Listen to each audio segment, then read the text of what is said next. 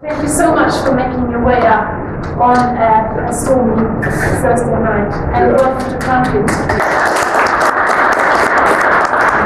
Yeah, thanks so much. I'm actually an engineer by background, so I really like structured thinking. So this is actually the summation of an awful lot of experience of a lot of things that have gone wrong. If you ever ask people about their careers, they never tell you what went wrong. They always tell you the successes. So I actually focus on, I get involved in situations that go horribly wrong. And what I've done is over the last 6 months, I've actually reverse engineered that into a series of steps to prevent businesses get into trouble. And as has just been said, over the last 10 years, I've been involved in 25 turnarounds. So I've actually run a team of turnaround experts as well, and pioneered in a number of fields. So I hope this is useful. I hope it's of interest. It's also good for me because it forces me to get my own ideas in order. I've been doing a sort of market bullets, so I thank you for the opportunity and thanks Marek as well. So the first thing I'd like to talk about is just what I'm going to talk about, which is in a turnaround. I'm one of the few people talk about lots of what turnaround means. To me, it's about getting a business back to very high performance very quickly.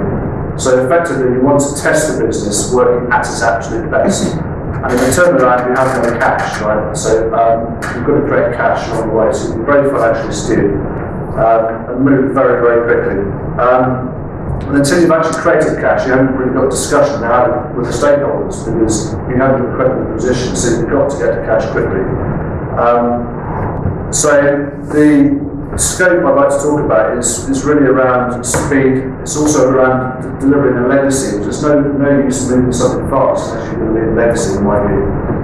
It's about creating something sustainable and doing it in a way that's less stressful. And my heart, actually, since I was a supervisor at Lucas on the shop floor, is actually to create organisations that are great to work for. If you ever ask how many people having great bosses that they work for, they sort of count them on one hand. Funny enough, we're all great leaders though. That's interesting. But anyway, is there anything in particular anybody wants me to answer on turnaround? Any particular mystery that keeps people awake at night apart from turning business around? Anything particular you want to cover? No? Okay, but what's exciting about this is some of the lowest common denominators. These are things I found work consistently. I'd like to ask a few questions, and if you can just sort of keep it brief with 1 or 2 words, but then cover a lot of ground. The background to this is actually a turnaround where it's an owner-managed business, so the psychology and all the emotional attachment is absolutely extreme. And the bank funding of this particular organisation was a complete disaster. It went back to the turnover drop from 17 million to 2.5 to 7 million, and the funding and the overdraft, there wasn't even any security against the debtors, so the bank were out high and dry. The business was losing £40,000 a month, and the bosses were saying they couldn't find the right people. The whole organisation was hugely underperforming. So that was the situation. What I'm going to do is just try and paint a picture very quickly.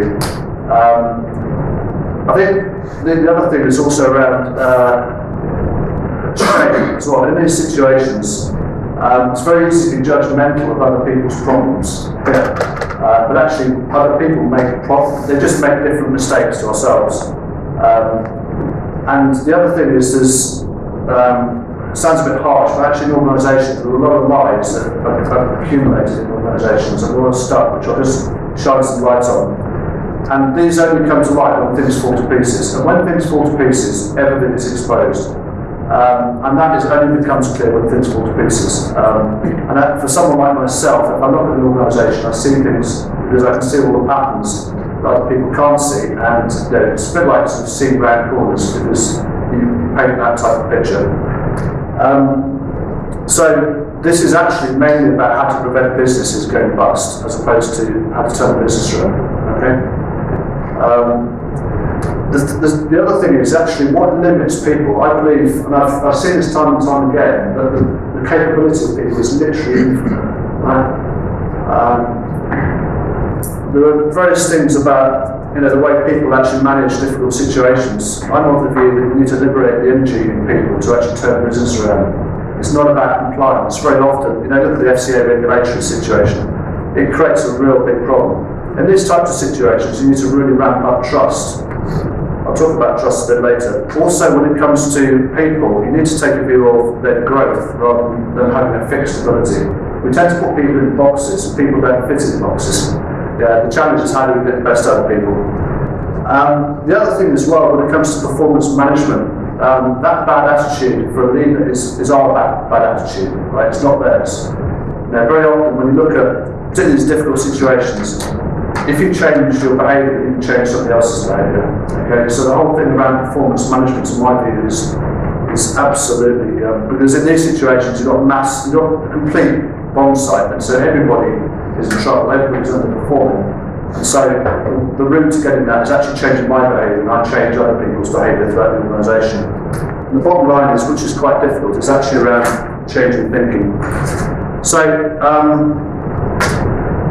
the easy part is I'll just walk through the sort of analysis that you do in a turnaround. I'll show you some of that, but then I'll talk about how to make it happen. Also about managing uncertainty and creating an organisation that evolves strategy naturally without having to breathe down people's necks all the time. How to create an organisation that really executes very, very fast. How to get much more from much less resource. Because in these situations, businesses are always over-resourced. Everyone says they've got too much to do. So I'll shine some light on that. But also to do it in a way that's sustainable and enjoyable. So this is the easy part, which is the sort of analysis that on the left-hand side there, you can see the sort of capital in this business. It was hemorrhaging 400 grand a month in cash. It's on its overdraft limit. The overdraft is 2.4 million. The first thing to do is to identify is the business viable as is, which it wasn't. What's the customer strategy? What's the core business? Now, core business is something you tend to take for granted. It's a bit like your hair growing. Organisations grow and develop. And I'll talk a bit more about how to identify the core business. And then you've got what you're actually giving away. Because in an organisation, organisations are always good at doing something, but what we're good at bores us. So you undersell it. So in this particular situation, there's a whole raft of customers. You look at the gross margin on those particular jobs, which need to make, see when are you going to stop doing what's here, when you need to increase the value from those customers. And effectively you build a P&L model which says, right, okay, this is how much the business is losing at this particular level. You need to improve the gross margin to get it back up. And you've got a whole raft of actions there in order to do that. The next bit, which is the interesting, difficult bit, is actually in a strategy. Strategy defines what not to do as much as what to do. When anybody cascades a strategy, certainly from my perspective, I've never heard anybody say, look, this is what I want you to do, and actually I don't want you to do anything else. Now that's quite a difficult thing to say, and actually put your neck on the line. You have to understand what the business is all about. But if you do say it, you free up a whole raft of capacity. And certainly when I did a big turnaround at an organisation called Huntley Healthcare, and they were running around doing the normal organisational things, and I said, look, I don't want to do anything else. And I had a whole team of 22 people, and these are all the middle management, all the guys with the brains, there to do whatever I wanted them to do, really. It's also about without spending money. People always talk about, if you ever say, right, we want to do something difficult, the team will naturally think about spending money. This is about how not to spend money. And then it's about the engine down here. My view of an organisation is about a vehicle. How do you get from A to B? And how do all of those elements of the organisation stack up? So this person here, wherever that is, what do they need to do their job? How do they got the resources? And actually, how does that stack up to delivering something in a straight line? And a few points on there. There's a place for everything. Because in the turnaround, you've got to make sure the level of activity is totally extraordinary, and you've got to have a place for everything. And this is a great opportunity to get the organisation working properly. The second thing I'd like to talk about is some pretty unusual things. I'd like to ask a question, which is why does anybody think that grace is a useful characteristic of turnaround? What does grace mean? It's a bit of a strange word, isn't it? It's only recently I've understood what grace means. Yeah, this is It's the subtlety in which you manage a sensitive situation. Sorry? It's the subtlety in which you manage a sensitive situation. And the love you put into that, I guess. What do you think? Is it undeserved merit? Yeah, to a degree, yeah. It's basically, it's absolutely vital in the turnaround, right? Because what happens, you imagine you arrive somewhere and everything's gone wrong, everything, okay? And what happens with that, all the management's absolutely furious because they're overwhelmed with problems, yeah? And they can't cope with that. And that's happening on such a scale, you've got to be able to put that behind you and move forwards, okay? That's what grace is, yeah? Grace is the ability to put all of that behind you and move forwards. And I won't explore how to achieve that, but I've got a view of how to achieve that. Love is another interesting word. Yeah. What does love mean? Why is it relevant to turnaround? Okay. Go on. Yeah, the connection between two people, or in that case between you and the company. Okay. If you actually like to do that and to turn that around, or if you are hesitating. Yeah. Okay. I'll explore this a bit more. It's really around having put everything behind you. It's then about not being judgmental about that particular person and actually putting them first. That's what it means. You think about the relationship you've got with your child, whoever's got kids. It's about how do you do that? How do you achieve that? That's actually, so if I say to you, right, well, if my heart is with you to develop you lot, which it is, that's my understanding here, right? But in an organisation, people are not going to disagree with what you're going to say if your heart is with them. Yeah, and I'll talk about that in a bit more detail. The other thing in an organisation is there's always something great about an organisation which gets completely lost. This can happen fast, it can happen slow. And it's very important to understand what that is in an organisation. It comes down to the core business. It's actually what's difficult to replicate. Yeah.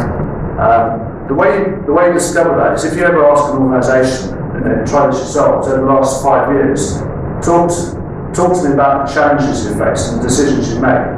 Yeah. So if a business was founded around delivering rockets, to Mars every 5 seconds, or something really very difficult. There would be various challenges which meant that the organisation diverted, rather than address the challenge, diverted resource. And what ends up happening is that those activities move the business away from the core business and you're left with a whole raft of stuff, some of which makes money, some of which makes sense, and some of which doesn't. So in all of that, the core business that I've found works well is actually what's difficult to replicate and that's what you focus on. It gets lost. It's like your head going, this is something that you need to shine some light on. You also need to look at this from various different industries because it can be around relationships, it can be around a whole raft of things. Relationships are extraordinarily difficult to replicate. Here's some company statements. Does anybody like to just have a look at these statements and tell me what type of statements these are?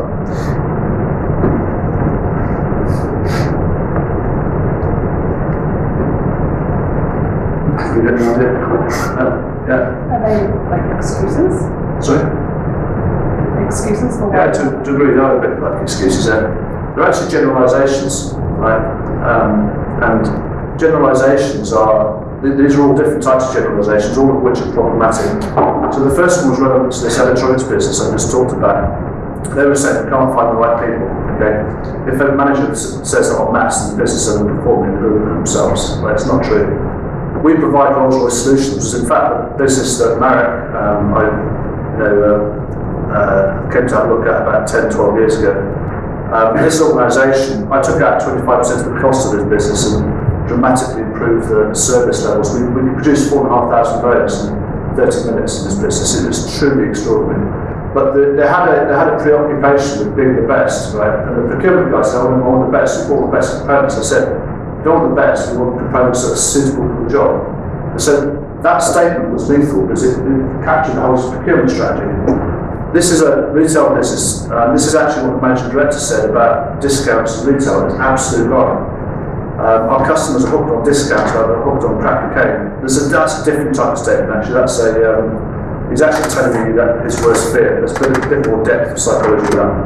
Print company, it wasn't a print company, it was a service company, it was doing lots of different things. And the last one, VW, would have been the largest car manufacturer in the world. Yeah. Talk a little bit about VW, so I think it's moderately interesting. Where have we go? Learn something new, right? A lot of what we do is entirely based on the patterns of what we see. So I walked in here, and you guys don't look particularly dangerous, they look quite serious, some of which look interesting in what I'm saying, some of which, it's the whole raft of diversity, but I'm not going to, it's a pretty familiar type of situation. And those types of patterns that we recognise is what drives our behaviour. But when we see something new, so if you take leadership traits, for example, I'm of the view that if you've got 10 leadership traits, there's 3 or 4 that we're really good at doing. There's 3 we're absolutely poor at, which really hold us back. And there's 5 which we have no clue about whatsoever, right? And they're completely beyond our experience. So how do we learn? I'm of the view that this is part of the way I execute change, is actually to keep people taking actions with my encouragement, because I've got lots of encouragement, beyond their experience, right? And when you go beyond your experience, you start shining the light into these situations that you have no idea about. There are a number of things we have no idea about. That actually creates a very exciting place to be, because what it starts to do is it starts to build real grit and tenacity in people. It takes the whole organisation, because we're all really concerned about what we can't do. I'm not concerned coming today about speaking to you lot, there's hundreds of you or however many. But so it's about stepping over the edge and actually taking the action and experiencing the outcome. And that's actually where the money is in terms of creating an organisation that really does learn and develop. The other thing is that in order to do that, that's really around delegation. And delegation comes back to love as well. It's about putting that person first. So when you give someone something to do, you've got to trust them. It's not going through the motions. Your heart's going to be with them to give them something, to provide them the love to actually deliver whatever that outcome is. Without that, you don't get that ownership. You don't get that situation. Something's going wrong here. Here we go. How do you know if someone's thinking? Anybody an idea if someone's thinking? Making decisions, maybe. Sorry? Maybe he made decisions. Okay. Anybody else got any ideas? You were just thinking. Yeah. Your eyes are moving. Your eyes are moving. Okay. A lot of people don't know if they're thinking. So if we're not thinking what we're doing, right? What we're doing is we're following patterns. A lot of what we do is purely automatic. If you want to, if you don't create a thinking organisation, when you get challenged, they can't cope with it. They can't actually see through it. They can't actually develop. They can't see past it. I've seen lots of sites stop working because they get challenged. They can't cope with it. And the reason for that is it's the way the business has been set up. People don't think as a part of the deal. It's also critical to capability building, so you've got to get people to think. You've got to create a mini CEO culture whereby everybody's thinking, everyone's delivering, everyone's touching on some of those things before actually stepping over the edge with the right type of support from leadership.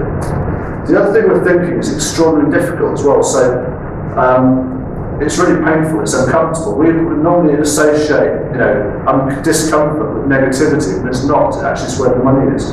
And we go out of our way to avoid thinking. So if you think about 5, 10 things you've got on your list, I hate creating lists of things to do, but you tend to pick out the ones that, you tend to leave the things which are difficult because it requires thinking.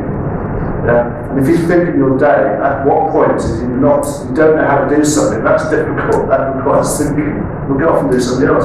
Or, you don't want to speak to someone in the team who you don't want to speak to the person in the team because they're just pain, maybe, They're difficult to speak to, they're not like you, and it requires a lot of thought. We avoid these things. So thinking actually, and part of the role of the leader, I'm of the view, is actually to differentiate between genuine problem and thinking, because the two get confused. And when you actually implement something really difficult, the whole thinking thing is really uncomfortable. I've had big groups of people, management teams working for me, I've cascaded the objectives, which is a completely unique experience. I've given them the space and the trust and the things I'm talking about, and they've come back to me and want to kill me. They just want to rip me to pieces because it's such an uncomfortable process, and it's such a unique process. Okay, so don't underestimate thinking, but actually, once they got past that, we delivered a program in Huntley that should have taken 18 months, 5.5 months. Because this whole organisation got a whole life of its own. It's having got past all that stuff, breaking all those habits, then you create a very exciting place. So why is it so difficult? And this is really, really difficult stuff, by the way. And so, why is it so difficult? It's basically because most of our programming, most of our patterns actually are formed below the age of 7, right? So for those with kids, what we say to our children is hugely important. And it's much easier to repair bring up a child properly and give them those opportunities and actually try to repair a broken person in the workplace. And we're all quite broken to different degrees. So this is seriously difficult territory to try and change people's behaviours. Because most of what we do is actually driven by our subconscious, because there's a sort of thinking mind and subconscious, and the subconscious thing is just the automatic thing that we've got going on in our heads. The other thing is, if you take your education on the MBA program, most of it's about improving your self-reliance. You face the situation, what do you do with it? So you're taught to do this, or whatever. But in the turnaround situation, people run out of self-reliance, okay? They don't know what to do. And this happens right away across the organisation. Yeah, and it happens for me as well, so I don't know what to do either. And in that situation, it really tests your management skills. And there's one thing that I know that works in those situations. You focus on enabling others. Yeah? You stop putting yourself first. Because the natural you think about that. You turn up, I get paid whatever I get paid on a daily basis, and the people look to me and say, look, what do you do about this, Tom? And actually my job is to enable that organisation. They've got all the resources, they've got all the capacity, but actually how do you, and if your heart, again it comes back to the same thing, your heart's with other people, they're not going to argue with what you're going to ask them to do. They're not going to do that. If it's about me, if it's about making me rich, or if it's about delivering my new car park space or something that's all about me, then you're not going to have much interest in it. But if it's about you and about enabling people, that's a far greater place to be. It also tends towards humility as well. So it's actually about being in quite a different place. So what's your perspective of you? This is really important. The sort of things we do is, you're probably thinking, well, probably think, well, could I do what Tom does? Am I interested in doing what Tom does? We always make these odious comparisons between each other. And actually, the challenge really is actually where's our heart? So how do we see each other in relation to others? And there's quite a few organisations that I work with and I'm quite close to who call themselves better. In some guise or other, better this or better that. Or they have that type of mentality and they always come unstuck. Because they do. The whole management thing is about being better. And that's not a great place to be. It's a great place to wind up employees. So again, it's about what's it like to be on that receiving end, not just of the words, or because people can see through the words, but actually where's your heart? That's what matters if you want to leave things on mass. The other thing is self-awareness. If you face a difficult situation, we all make lots of mistakes. Some of them on a fast scale. So you think about CEO having 10,000 people working for them, how many mistakes is that on a daily basis? It's overwhelming. But actually, when do we need to know when to change? It's around our self-awareness. And I do think the combination of humility and self-awareness, as well as knowing what to do, is hugely important.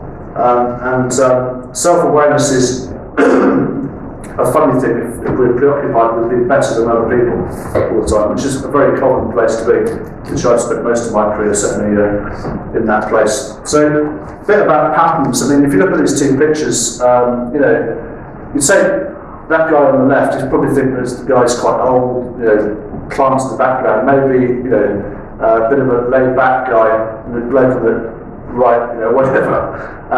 We immediately form assumptions about what we've seen before. And this is exactly what we do as leaders. We see things, we recognise things, we see the patterns. And it's just our processing, it's just what we've seen before. So, are those two going to eat you? Probably not, but actually what are they going to do?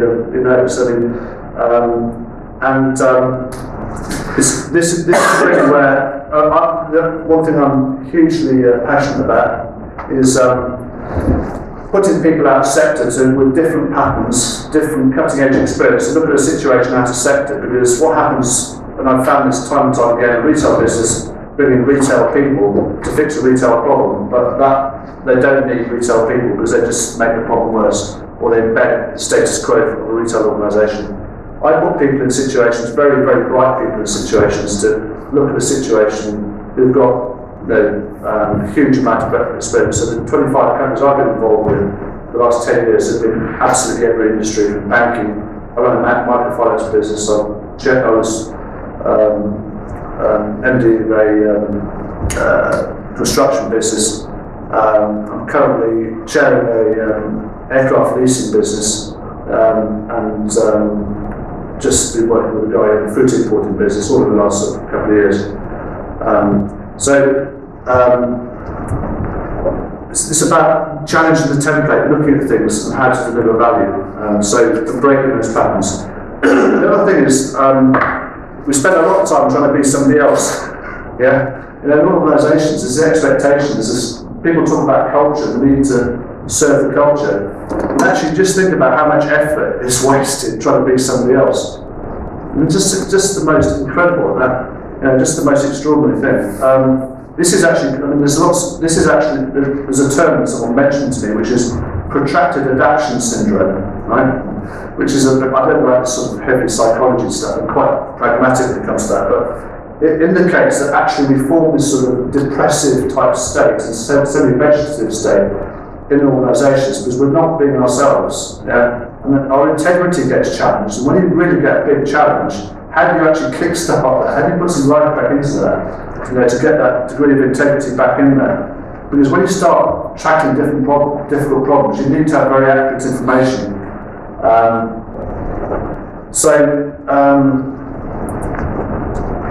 What type of creatures are we? I'm of the view that, I mentioned the word love, I'm of the view that we are love machines, basically.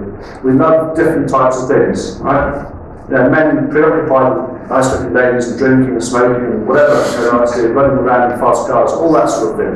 For a lot of their lives, let's face it, that's what we spend a lot of our time thinking about. But actually, how helpful is that if we're trying to do a job? Yeah? And the ladies probably like, I don't know what the problem is. They're probably feeling something completely different. But, so this is, and the challenge is, what do we have, right? Because when things get really difficult, that's when it shows up. So, again, coming back, what holds water is actually having a love for other people and a passion for helping other people. That holds water regardless of the circumstances. Yeah, but all these other things, really matter in difficult situations. They only become apparent. And so for example, you can't in a turnaround situation. If it's about me making money, I can't guarantee that, right? And I put people into turnaround situations wanting to make money. The only way you can make money in a turnaround situation is generate cash to get paid. So if they're not good at generating cash and not get paid, if they go in trying to make money, that's a problem. So that if they love money, right, which is a big problem, then that doesn't work. Yeah. So you can take each one of these, which I won't do now. But the other thing is talked about creating involvement in the organisation earlier. When you've got an organisation, the thing that you have to create when you're building that organisation in the first place, you have to create those groups of people because they won't do that themselves. Because the thing that people are most fearful of is changing relationships. And so you've got to pretty much force people together. And then you've got to facilitate discussions with people who are not used to that and change those to suit the challenge.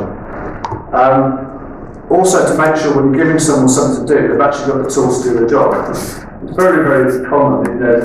People, or they might not realise that they've got the tools to do the job. In fact, most people don't. They expect money, or they want this or want that. They're not used to having accountability. But the leader's role, in my view, is really to create boundaries, make decisions as well. How many organisations are sort of decision-free? Without decisions, and decisions are fantastic, so it creates real clarity. But it's about what are those decisions in an organisation? What's the timeline of how do these things fit together and how are you going to review them? So you don't go too far wrong by creating an organisational structure like that, and then know how to facilitate the discussion between the employees to make sure there's nothing falling down between the gaps. If there's something you've missed, then you can pick that up and put it somewhere so it doesn't fall down between the gaps, and you can raise the bar of that team. Stress, alike beliefs and anger. We talked about mistakes earlier. If you don't, mistakes, again, come back to turnaround, there are lots of problems, but that becomes overwhelming, and the way that manifests itself is extreme anger. You find that the discussions I have with bosses are getting very, very angry because they can't cope. And that then manifests itself in thinking that everybody's stupid, and that then manifests itself in micromanagement. And it's quite easy to get caught in that trap when things get tough. And the challenge actually is to let go and to do exactly the opposite of that. Now, trust is an interesting thing because trust is massively misunderstood. Trust is actually around forgiveness and repentance, right? It's a biblical word. Yeah. And actually, if you think about that, it's not actually about delivering. People think it's about delivering results on time, which of course has got something to do with it.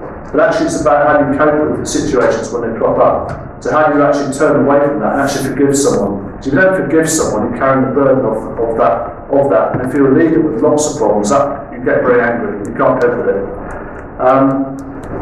The other thing is, you're really talking about just being you. You want people in a place to make sure their actions are aligned with their beliefs and let them do their own thing, right? And so there are things that matter to me that won't matter to you. And that's great. It's actually about valuing that diversity. So when I'm cascading some of these really difficult projects, I'm quite happy if someone actually drafts a project plan on the back of a fag packet. I really don't mind. I really don't mind if they report on a piece of paper. That's absolutely fine. The point is that it's accountable, and I want to know what they're doing, how that stacks up with other people. They turn up with a review and they're responsible for making decisions. That's what matters to me. It's not about the format that they use. And there's a lot of emphasis in putting project plans in a certain format, and people just lose ownership. It goes into a pot, it's gone. So what is leadership? The first thing is, can we control events? It sounds ridiculous. Of course we can't control events. Once the strategy is in place, as a leader, we're just faced with situations that we have to respond to. That's what we do. And so, again, it comes back to how do we respond to situations, and it comes back to the patterns and other things we talked about before. These patterns, if they don't fit with our experience, they then go into that pot, which is this sort of unknown pot. Now, generalisations create that problem. Okay, so just talk about VW a little bit for a minute, or talk about something like growth in the UK. Okay, great subject. Everyone's recovering in the UK. The fact is that a lot of businesses are going like crazy. A lot of businesses are having a really tough time. Quite a number are actually in serious trouble. That's the reality. But if you've got a generalisation like growth in the UK, and that's the mantra, there's a real focus on trying to find the facts to fulfil that prophecy, to fulfil it. And it's very difficult to talk out against that. So you've got a problem like you've got in VW, where you've got an organisation which, automotive, my teeth are automotive, and it's they're very aggressive, absolutely, there's no such thing as no. So it's not naturally, it's not, you don't naturally want to offer problems to your boss. And so these blind spots actually create real problems, because it means that there's a whole raft of stuff that never gets sorted out in an organisation, and it's not going anywhere, it just sits in a pot. And that pot's different for all of us. And so our brains basically distort or delete things that don't fit with these generalisations or our thoughts. So the other thing is about, I put this thing up because I was about painting a quick picture, and this guy came to mind in terms of painting a big picture, but it's interesting because who would have thought that chap, Paul Blair, would got into trouble in the way he did. It's very easy to look at that guy and say, well, that's not me, it's not my problem, but actually what we do, the mistakes we make are just different.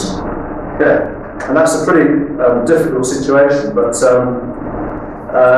humility is really the ultimate leadership capability. It comes back down to grace, and actually if we think we're perfect, we're putting ourselves under a lot of pressure.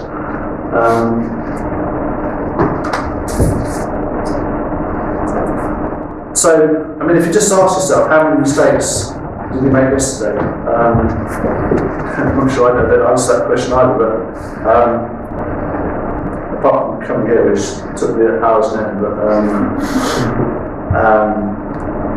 what happens is this only really becomes apparent when these mantra, okay, these generalizations get shattered.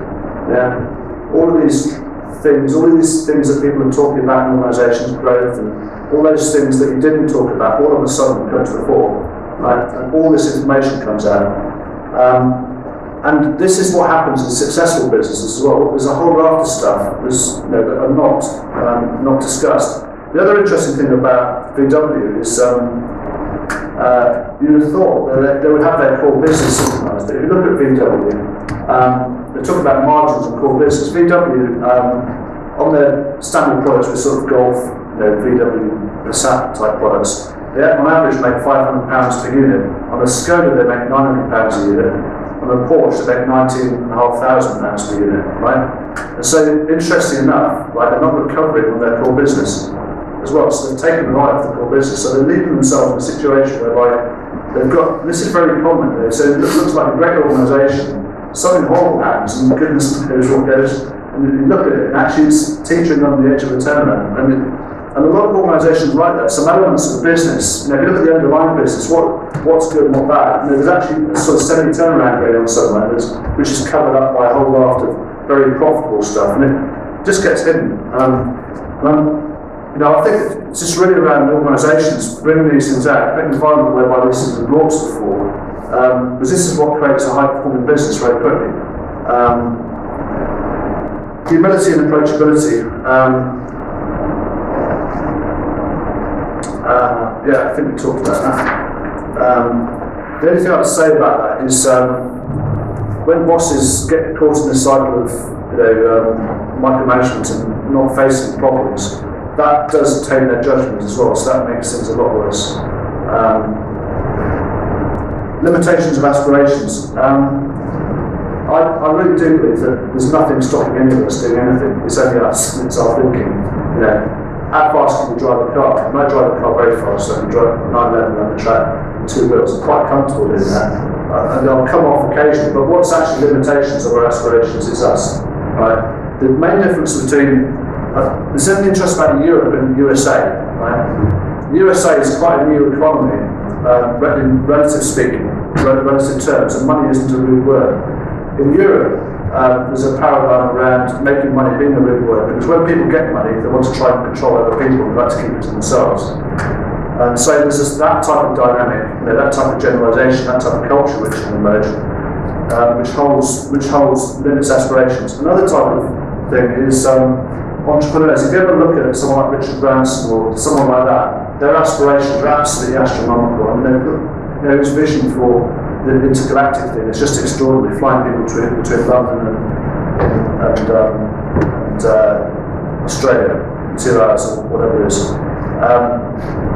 So the challenge is really to show people that these things are possible, okay, by getting people to step outside of their comfort zone into those things that they're either bad at doing, right, don't want to do or don't want to think about, and those things which we're completely unaware of. It requires a team to actually shine a light on those things as well. There's not one person who can identify those things. Decision making as well. What really went wrong in this engineering business that I talked about before was decision making. So because couldn't delegate, not just delegate the tasks, but not delegate decision making, what you find in a new product introduction environment is that actually nothing happens. I'm a design engineer by background. I was head of engineering at Safran. It's one of my things I did, but they just couldn't move projects forwards, and they didn't have a structure in place to do what they wanted to do. But the main thing was around decision making. And if you don't delegate decisions, what happens is engineers just fiddle around. They don't do much. They're not accountable. It also creates a dependent type of culture. You're waiting for the boss to make a decision, and that's just exactly the attitude you don't want. It requires a lot of courage to delegate decisions. But that's why this business, how we turned around this business in 2 weeks, going back to profit, was actually around the things I've talked about, but actually enabling decisions to be made at all levels of the organisation. And it's like lighting a fire. Ultimately, it's like absolutely starting rocketing. And people who are the most unlikely people come to the fore and given the opportunities. Well, they tend to be the sort of depressive people who don't care, or are awkward, or those types of people. They just want an opportunity. And given the opportunity, it's just wonderful to see what happens. In my view, anyway. But it tends to upset the HR manager because I promoted my PA at Huntley. I had this huge office, a PA that looked after my office, and I knew the lady who used to look after my staff. Didn't need her anyway, but to do what I wanted to do the PA stuff. But I knew that she could run the factory for me. So I said, one day I wanted to run the factory. She ran the factory for me. She was absolutely fantastic at that stage for that period of time. The HR boss went bonkers because no recruitment process whatsoever, but she did a fantastic job. And it's just about giving someone the opportunity. You give people the opportunity, they rarely let you down. So you talk about the introduction, it requires a lot of courage, this sort of stuff. I use the word love. Love sounds like a soft, fluffy word. It's not. It's really tough. It's really tough to put someone first in difficult circumstances. It requires real courage to let go to do this sort of stuff. The other thing is also the thing around busy. I think. What does it feel like not to be busy?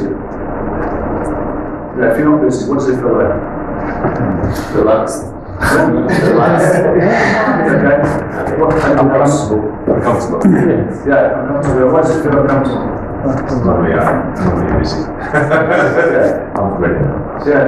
Anybody else? Why does it feel uncomfortable not to be busy? Because we are driven to do something. We are not there on the work just to stay around and do nothing. Yeah. Sometimes to think about the wrong things. Yeah. Okay. Anybody else got any ideas? Any ladies? Any comments on that? More diversity. I think it sounds rather Sorry? tempting. Sorry? I think it sounds rather tempting. You doing it, you probably get really bored after 2 days. Yeah. I think there's an element of us needing to be busy to be loved, right? Yeah. So I think if we're not busy, we don't get that feeling of, and I think we attract rubbish to ourselves, and bosses attract stuff to themselves. And they like to be central because they like to be central to the process. Yeah. And if they're not busy, they think, well, what am I doing here? But I'm extremely. I'd rather take the kids to school and not be busy. I'm not good when I'm not busy.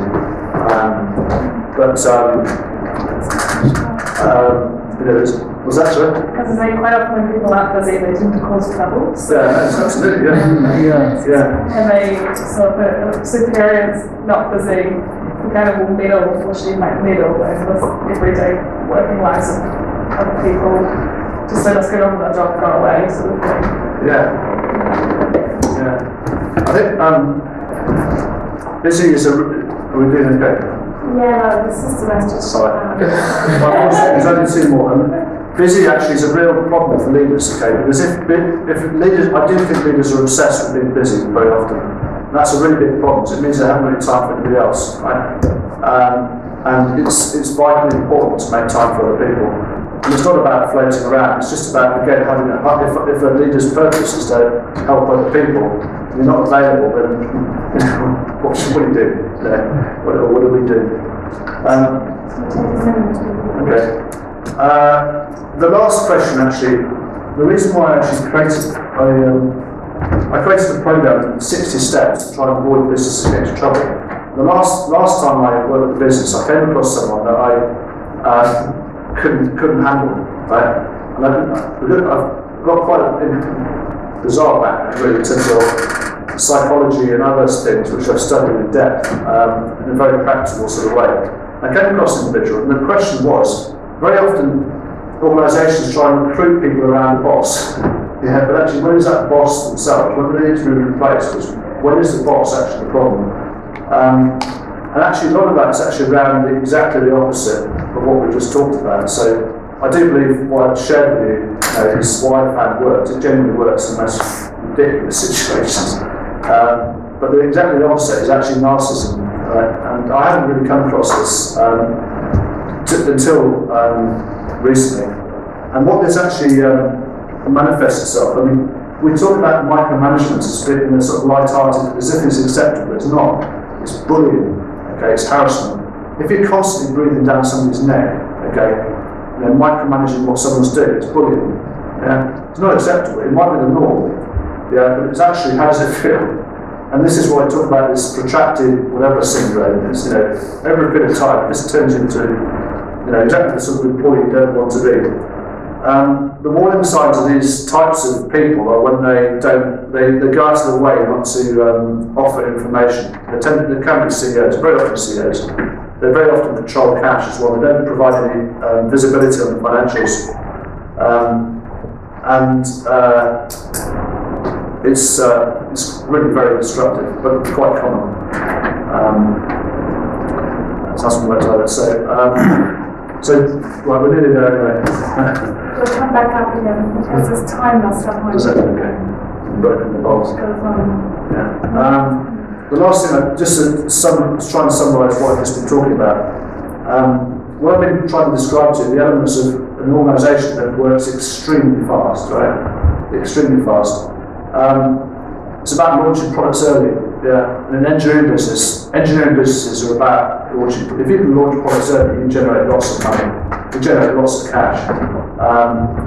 And it's also about creating more margin as well. So you understand your core business. You understand, you know, and you sell that. You start marketing that. That's about making more profit.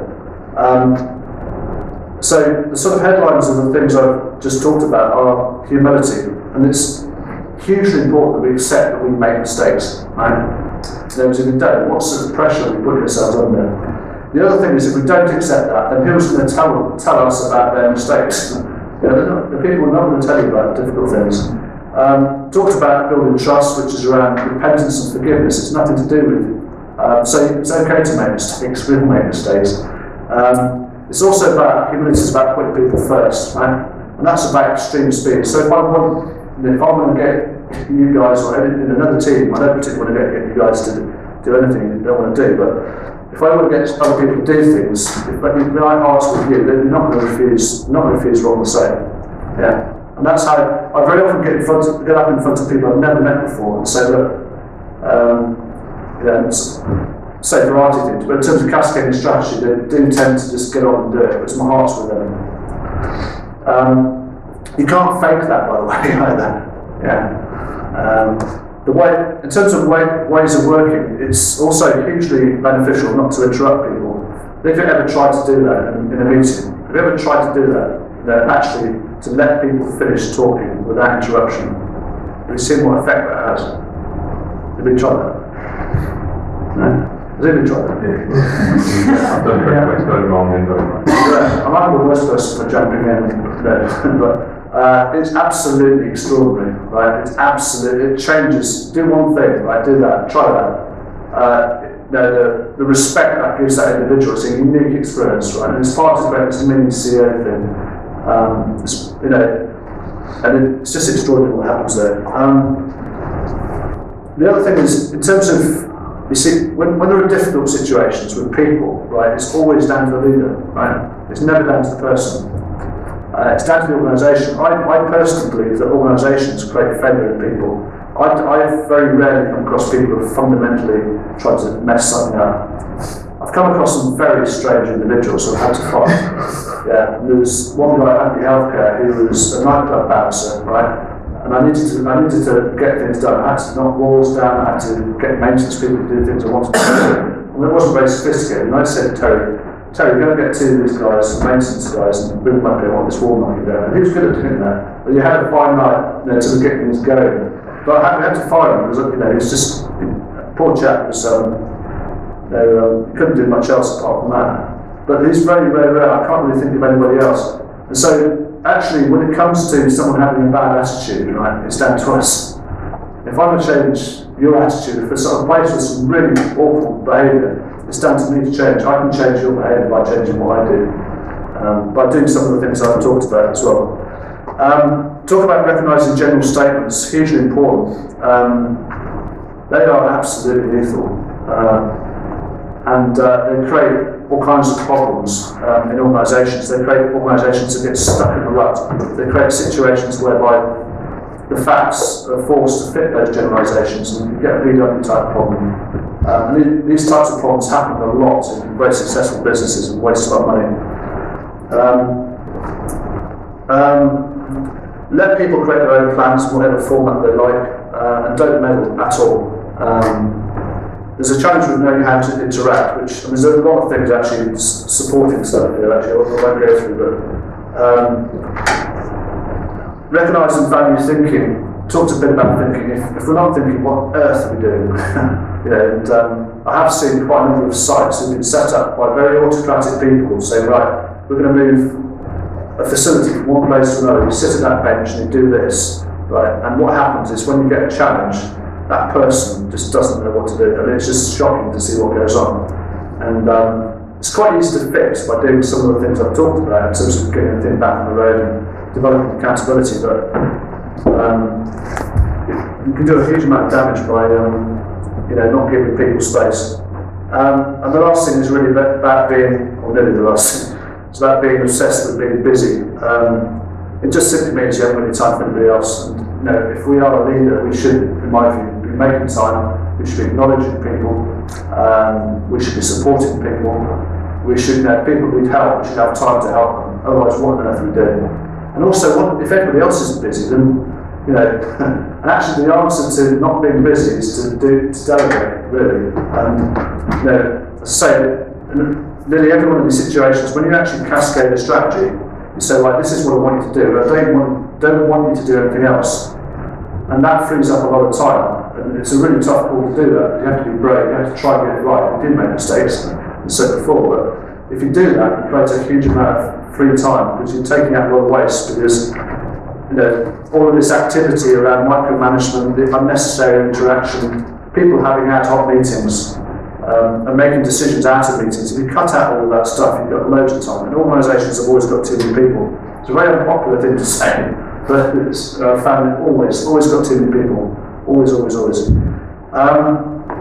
And innovation is absolutely around accepting making mistakes and forgiveness and trust. That's what it's about. It's about creating a free-flowing environment where you've got information coming through. It's a safe environment. I'm not sort of soft and fluffy. I don't tolerate. The only thing I really don't tolerate is people who are lying.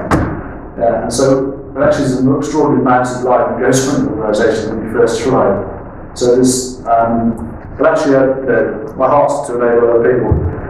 And from a financial perspective, the last thing I'd say as a turnaround guide is if you focus on cash, profit looks after itself. There's cash in a turnaround, it's about cash. Cash doesn't lie. Profit is another sort of misnomer. The other thing with this is because if you think about what I just talked about, all this massive housekeeping, getting people thinking about what they're doing, flushing stuff out, it creates a huge amount of extra invoices very quickly. Which you invoice all of a sudden. And the construction business, which was desperately broken, I was MD of, we invoiced about 1.4 million quid in a few days, which just sitting around people's desks got stuck and goodness knows what. We improved the cash position by 650k within a few weeks, just by getting business working properly, flushing stuff out, getting people thinking about what they're doing, making them accountable. Cash also is about teamwork as well. People think cash is about finance directors. It's not. It's about teamwork. It's about delivering. If you think about the decisions that people make, you want to make them accountable for cash as well. So anyway, that's all from me. The next one. So this might be interesting. How are we doing time? Are we doing okay? How do you want to do another contest? So just think about the characteristics of a leader when you perform at your best. Give me some words that describes. Think about the situation. That leader, I think the team of leaders I've ever worked for the whole of my career. Think about the characteristics of those people. What would you give me some words of what the characteristics of those people are? Decisive. Okay. A listener. Yeah. Vision. Sorry? Vision. What do you mean by vision? I mean, seeing the situation in the future, where you want to bring your team to. Okay. Yeah. Yeah. Giving all of his own employees also the opportunity to get into higher level, whatever they think of or they want to achieve in their life. Absolutely. Yeah. Anything else? Authentic. Yeah, absolutely. Yeah. It's also about authenticity. People sniff out lack of authenticity. Yeah, absolutely. It's also about giving assurance to the people working around you that it should be taken care of. I mean, yeah, it's great. Yeah. Anyone else? What else? Communication. Communication. Yeah. Sorry. Enjoying yourselves. Yeah, absolutely. Enjoying yourself. Yeah. Absolutely. Encouragement. Yeah. Encouragement. Yeah. What else? Energize. Yeah. Basically, if you ask anybody this question, right, regardless of the culture they're in, people talk about cultures, we're human beings. I think you get common answers to this question. People, if you create an exhaustive list of the answers to this, it effectively actually describes your grandmother. Yeah. Your grandmother doesn't take any prisoners, right, but she's there to help you, right? She's there to support you and see you through difficult situations and let you do what you need to do. And you need to have clarity, so decisiveness is absolutely right. Some people can cope with vision, they need to be told, I can, some people can't, so some people are better. If you ask people what's their view of the situation in 5 years' time, right, you'll get the people who think like that, okay? But you don't want everybody to be like that, otherwise you get nothing done. And so some people are quite good at narrow stuff as well as being quite visionary. Sometimes you can really scare the living dead out of other people. I scare people doing that. This is where it can be in 5 years' time. It's very, it can be very scary. So, but yeah, I think that's quite interesting because, and also the question as well is what makes things impossible? What is it that makes things impossible? I don't think anything makes things impossible, just your own thinking. Yeah.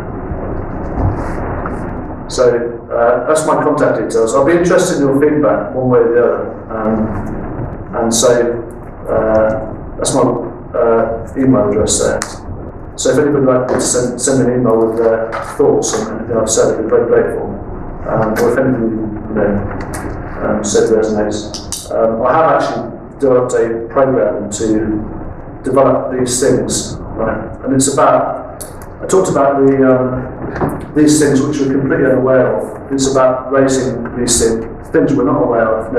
The three things we're great at, things that we're really bad at, and actually what are those other 7 things in an emotional fashion which we're completely unaware of. So I have actually developed something around that, which I think is quite interesting. Well, it's interesting to me anyway. And any questions? Yeah, you said basically everything what a leader should be to be a leadership. But when you can see, as for example me as an employee, that my leader do everything not what you described. Yeah. And how can you describe them that they letting basically the whole company down and the whole company doesn't really want to work there anymore? Yeah. Comes only dragged in at work and wait till the time is over to come out. Yeah, I think you have to, it's a bit like, the best way to do that I think is the best management tools in mirror to try and raise self-awareness. And so the best way to do that is actually to ask people questions to raise the awareness of that individual. But you do need a different type of skill set to address some of those issues, because people say strange things which people don't understand, which are quite irrational. So when the example of that, right, is these types of people will say things like this. So that statement around our customers are hooked on discounts, like they're hooked on crack cocaine, is a particular type of statement, right? That's actually a worse, that individual, and this is the MD that told me that in a board meeting. I didn't address that and told the whole team, this is the norm in this organisation, because he's your boss. And this created a culture which creates a lot of underperformance, and part of the sort of problem you're talking about. So what I did was I took this guy on one side, I said, look Paul, and then at the right time I said, look, can I just tell me about this statement. I said, is this your worst fear, right? And he went white as a sheet. I said, right, okay, next time you think about that, Paul, think about burning your wallet, right? And then that's a bit of NLP, in terms of replacing one thing with another. And so, and I went back to the board and said, right, okay, we're not going to talk about discounts anymore. And so every time we do that, in retail, think about discounts. How much everyone's talking about discounts? It's completely right. There is a way, and so you unpack that, and you then, and the other thing on discounts was we did various tests to break this lie, to prove it. So you create a sort of safe environment, address the tough issue, make the big man feel a bit vulnerable, right? But with the support of his team, so he's not being hung out to dry. He's not the only person that can only make mistakes, right? So he's developing a bit of humility with this guy. You've got the heart with him. You can start making a difference with this stuff. But it's the sort of thing that I do. Is I'm normally working with the CEO, doing that type of psychology-related stuff in a Tom type way, along with other stuff. But it's severely difficult.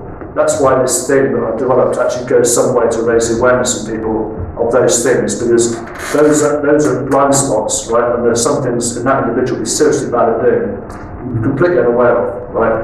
And so if you're doing things, you expect a different result, but not being aware. But actually, when you flip that round, you'll become aware of what he's actually doing. That's really the challenge. It's about self-awareness, because that person will not be trying to mess things up. If you go into that discussion thinking this guy's trying to wreck the organisation, you're in the wrong place. Your heart's going to be to help him, basically.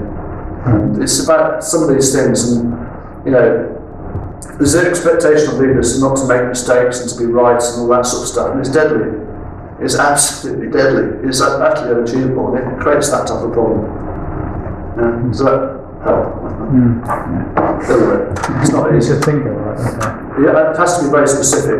So if you think of a specific example, but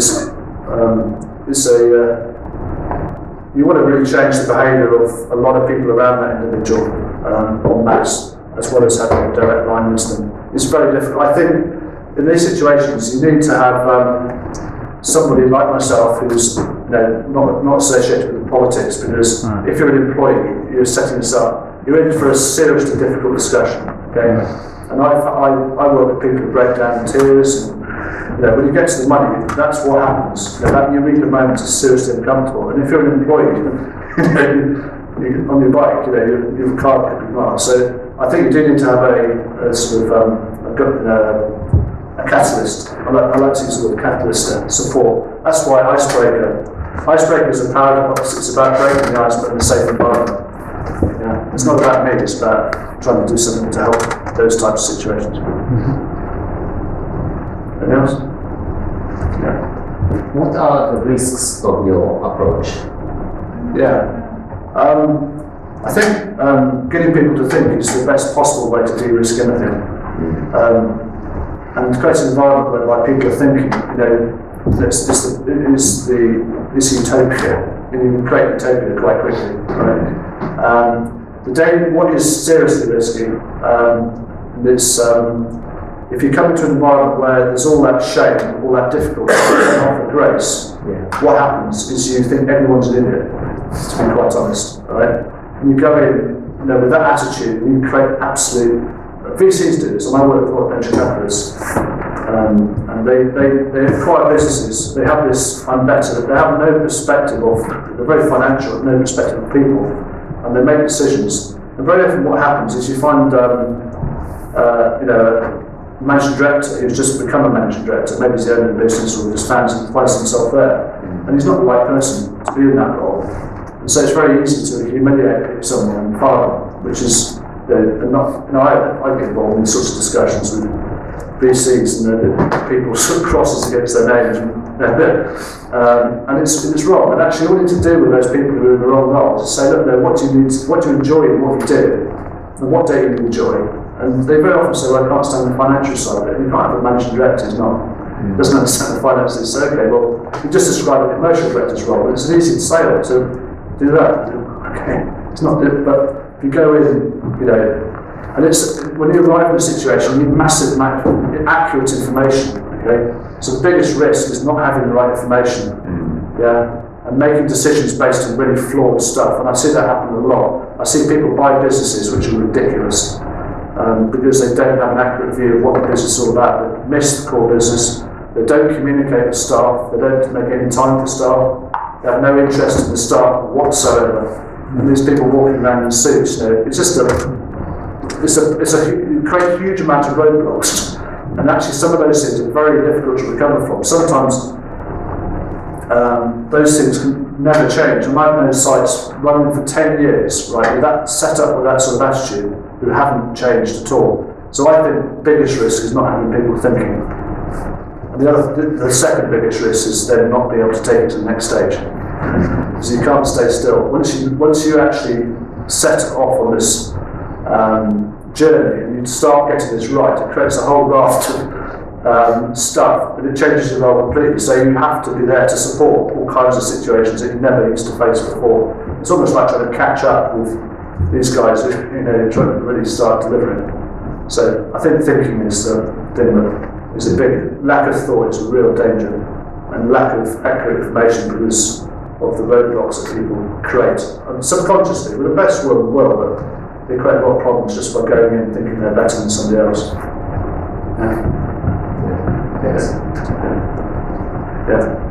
You emphasized a lot about cheating behaviors, but do you think in turnaround situations you have the luxury of time for cheating behaviors? Yeah, no, this is ultimate speed. Yeah. This is the route to churn. Now, this all happens within 2 weeks. This is the way, right? We've got this business back to cash and profit in 2 weeks. Okay? So this is not a luxury, this is a necessity. Okay? So that's absolutely how I turn businesses around. Okay, and you think about it, it comes back to what is your name? Hello. This is my name. Alex, yeah. What Alex was saying is around, what's the biggest risk? The biggest risk is not having the right information, right? So if you go in thinking you know better, right, you're not going to get an accurate picture of the information, and so you have no choice, in my view, apart from to figure out what's the core business about, who are the main players. So the existing management are not going to tell you that. Okay? You have to find that out for yourself. So you have to walk around, ask people questions, take a view of different types of questions. I said to you about how do people think, who can pick up, because what you're looking for is in a turnaround is where's the hidden value. Yeah? Where's the thing that's going to set this thing alight that isn't being sold, that isn't being invoiced for at the moment. Because that's where the value is. And then you've got to get to cash. Okay, so these businesses, by doing what I've just described, this is not nice to have, this is a necessity. Because if you don't, what happens is I shut a construction business once. It was dead as a dodo with 350 grand in the bank because it wasn't possible to do anything with. So everything was possibly done. So we created a huge amount of cash by doing this sort of stuff. Right? Got the whole team working very quickly, very effectively. But I couldn't plan the cash. If you look at a construction project, even get a construction experience. Well, I wouldn't class myself as expert, but I run a construction business. Yeah, that's all right. No, I was MD of construction business, right? But construction projects is basically the challenge with construction projects is cash, right? So you start off, you get lots of money in, and what happens when it gets to the end? You're managing lots of changes, and are you invoicing for it? So if you look at the profitability per job, is it going to hit you in the teeth? And most of them do. And most construction businesses carry on trading on the front-loaded cash, but when the music stops, it's very, very unpleasant. Very, very unpleasant. And they trade. They tend not to be very professional as well. They're very unpredictable construction businesses. So there's a bit of a norm in that industry, but the way to sort that out, to get to cash, right, was actually to get all of those guys. I had every one of the surveyors, doing cash flow for me. And I was talking about teamwork, right? And the surveyors don't ever do that. Okay. In fact, building construction firms are particularly odd actually, because in a manufacturing type organisation, you've got people who do things, who are accountable for things. But you've got people like building surveyors and quantity surveyors who are really not accountable for doing anything. And then you've got project managers and contract managers who sort of don't join the dog stuff. And you've got a very unpredictable beast. And so to get that business in 6 weeks, generate 600, it wasn't a big business, it only turned over 7 million quid, but created 650 grand's worth of cash by doing these things I've talked about. And I needed those guys to care about what they were doing, because they all knew they were going to get fired. You know, they're all going to get fired. And it's sad, I'm not saying that light-heartedly, but it was the best possible job that could be done at that time. And every one of those guys worked right to the end. And to close that business, we had to have all of the paperwork up to date, right? So you have to give them love right to the end, right? And show you care for them. Right? Because if it's about me making money, that's what you know. And these guys are big. I mean, we had, these guys are, construction business when they're bust, get very, very unpleasant. You get creditors turning up on the door, following the finance director home, pretty nasty. Yeah, so how do you hold the wheels on this? All these things. Yeah. It's not. So this is the shortcut. This is the whole purpose of what I'm sharing this with you. This is not a nice to have. I'm not a sort of nice to have type person. I'm a practitioner. This is what I do. So I haven't shared with you sort of a whole lot of nice to have. These are what I found actually do. Get businesses to become very successful regularly. When do you turn away or turn down an opportunity? What are the signs that you see that you think it's not worth it? Crooks. And actually, most business owners, when they get into difficult situations, are flying in the face of the law. Okay. The challenge is, can you actually reverse that, or how many times have they done that before? You don't really want to be doing business with people. People have been involved in lots of turnarounds as business owners are quite expert at re-establishing businesses. And I'll give you an example. One business I just fairly recently been involved with. This guy specialised in getting lots of product from overseas and selling it into UK retail. Then leveraging that asset, leveraging funds against that asset to provide the working capital and keep the business going. And it did that on a regular basis and took a lot of money out of these businesses. But if you look at the balance sheet, look at the P&L, look at what's going on, it's not tenable. And then making commitments left, right and centre. So how many times has that individual done that? And if they've done that too many times, that's a problem. Now I do get involved with that. I did actually get involved with this particular business. It's not uncommon, but the challenge is, what happens is you get faced with a situation, because the challenge with this electronics business was there was a meeting with a bank, right, on the Tuesday. This is what always happens after you arrive, right? So you don't want to have a meeting with the bank, because the bank only want their money back. That's the fact. When things get tough, the bank want their money back. Don't be under any illusions, right? So you delay that meeting as long as possible until you've got a plan, until you're generating cash. So until you're generating cash, you've got nothing to talk about. And so, to answer your question, it comes down to integrity, but I do actually take it upon myself to try and repair, the difficult candidates. More difficult than the sort of person you're talking about, people who've really had, but it becomes illegal. So what happens in those bank meetings is the MD doesn't want you to be there, because he wants to inflate the profit, or he wants to do this, he wants to do that. And one thing I'm passionate about is managing cash in organisations, right? So, I don't like surprises. I don't mind. Once you've got a complete handle on the business, then it's okay. It relieves a lot of stress. But it's when you don't know what's going on with the financials, it's really, really scary. And so once you've got that, and you've got a level playing field, and you know you can deal with it. So, it's around, and say in terms of firing people, do you remember I was talking about when to fire the boss, right? In those situations, when they're not open with the financials, that's a severe problem. And it tends to be narcissistic people that tend to do that, right? They're not offering information, so you get, and then what happens is you become complicit. So I did some deals, I bought, I did a deal on a factory and setting up a new factory and other things as part of this exercise, and I found myself becoming complicit in this, and I said, look, this is no good, right? And I could see that this wasn't changing, so I accept defeat, I'm off. But most of it you can sort out.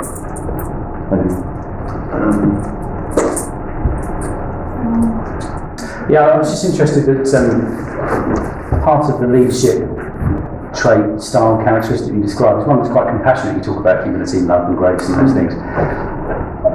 And how you manage to engender those qualities in the people that you're going into the organisation, and going up against, in inverted commas, perhaps at the beginning.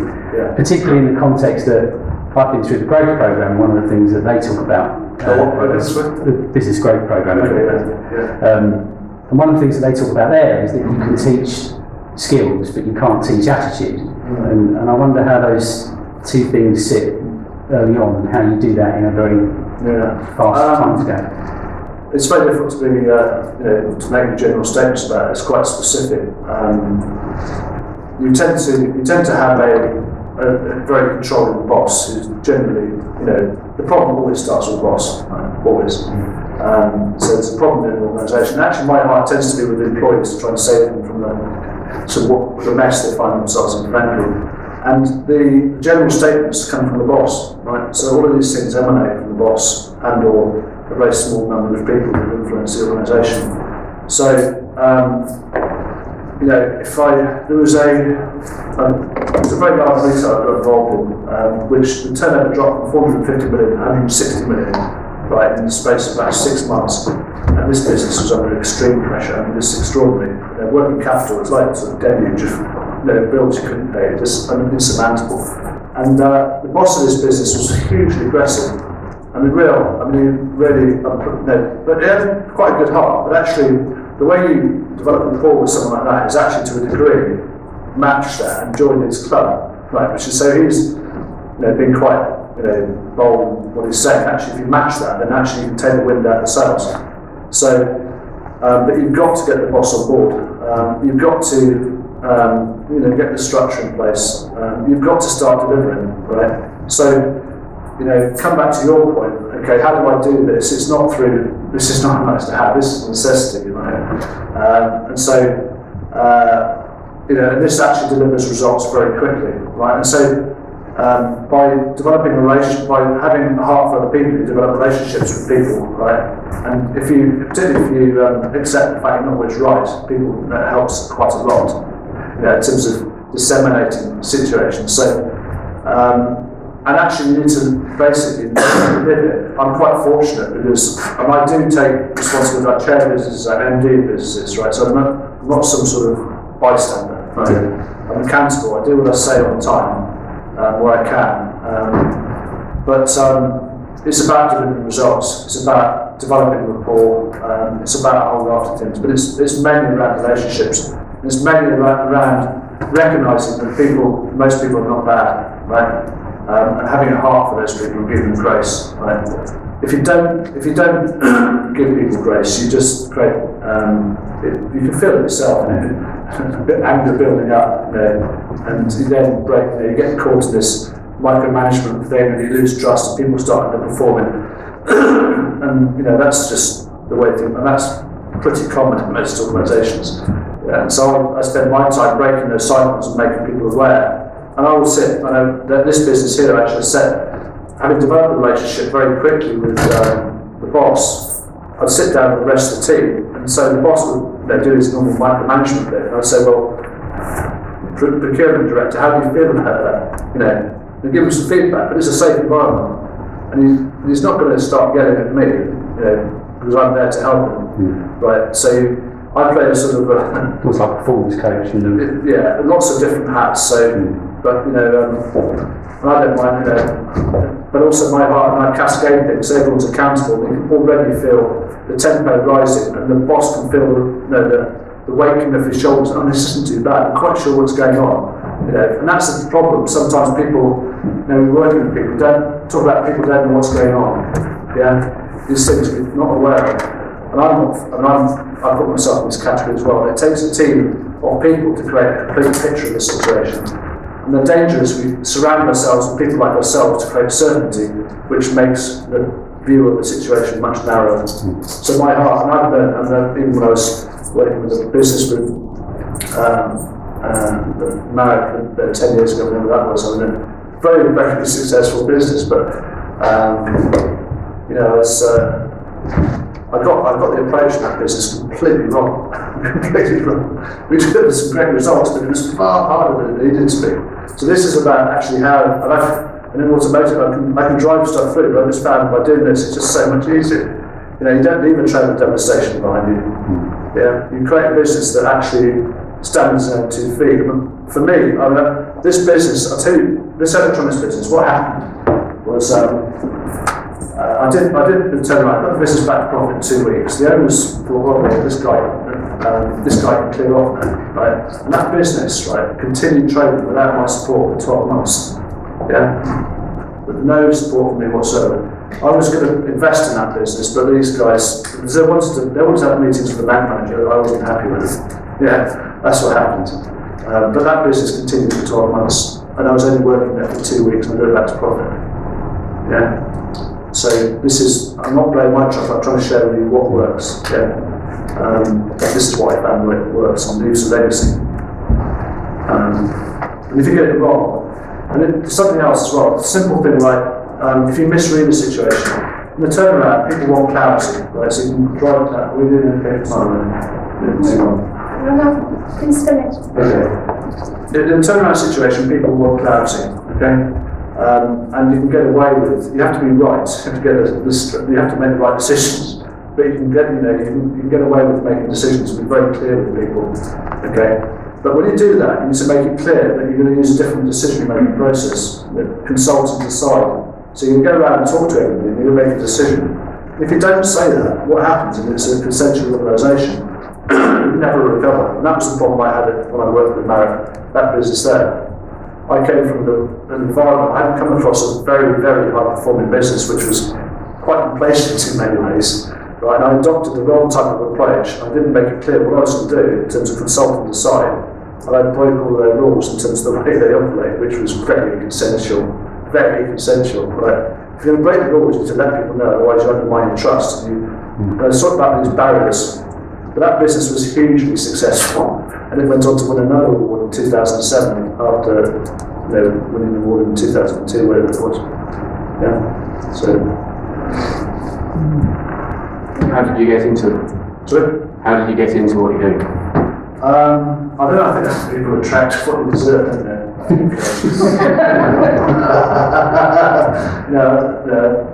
People do business with people like themselves, and so my network is. If you look over the last sort of, I like to be busy, so I like a particular level of busyness, this is quite an unusual level of business.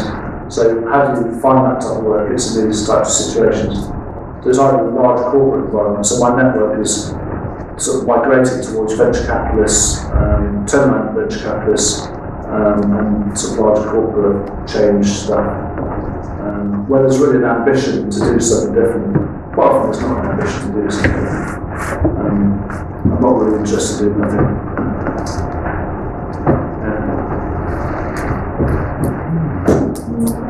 I think on that note, Tim, thank you so much. I mean, my early stint was when I started working was in restructuring, but it was very finance focused. So I'm really pleased seeing how looking after the MBA and us having a strong focus on the soft side of the leadership, that actually what you talked around was actually more about people and how important it is to bring people on side.